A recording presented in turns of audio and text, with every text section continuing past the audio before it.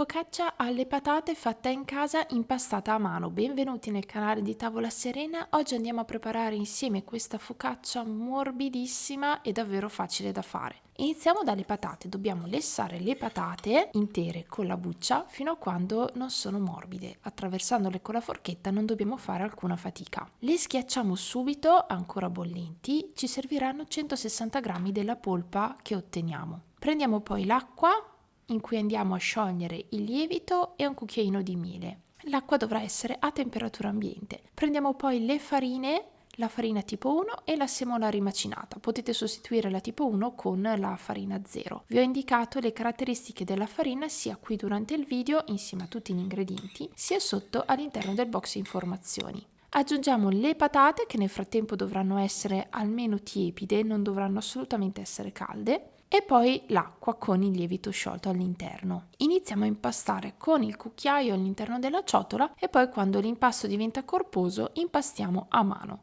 Ovviamente tutti questi passaggi possono essere fatti anche con una planetaria, però io ritengo che impastare a mano sia bellissimo e qualcosa di poetico, quindi se avete tempo fatelo. Ci spostiamo sul piano da lavoro per lavorare bene l'impasto. Quando otteniamo un panetto lo stendiamo e ci aggiungiamo all'interno il sale. Dopodiché lo lavoriamo ancora con le mani per far assorbire bene il sale. Ci vorranno alcuni minuti.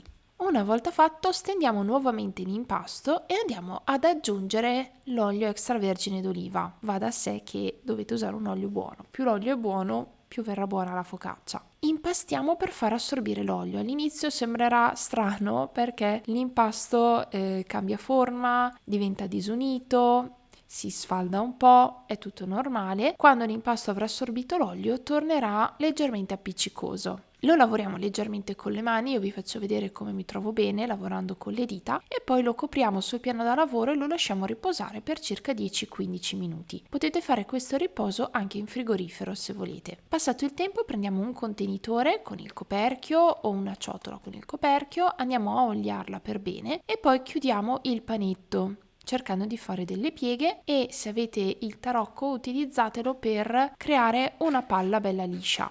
L'impasto sarà comunque morbido, quindi se avete questo strumento vi aiuterà tantissimo. Lo spostiamo nella ciotola, lo oliamo sia sopra che sotto, chiudiamo e lo facciamo lievitare a temperatura ambiente per circa un paio d'ore. Trascorso il tempo prendiamo uno stampo, il mio è da 24 cm di diametro, lo vado a oliare per bene e poi vi trasferisco all'interno il mio panetto che nel frattempo ha lievitato e dovrebbe avere all'incirca questo aspetto. Lo distribuiamo sul fondo, dopodiché lo copriamo e lo lasciamo riposare sempre a temperatura ambiente per circa un'ora. Se avete tempo anche 2.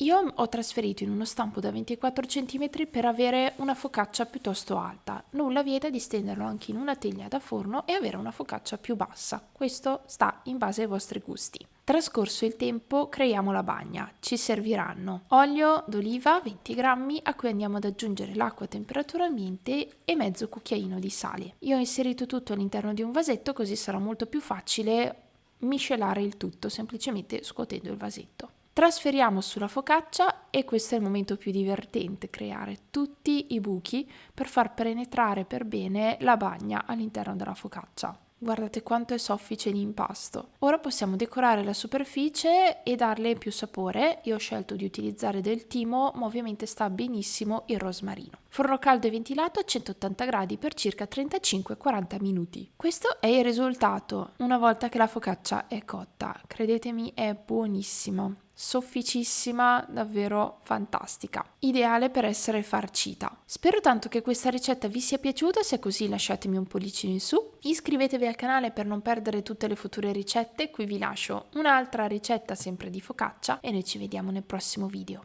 Ciao!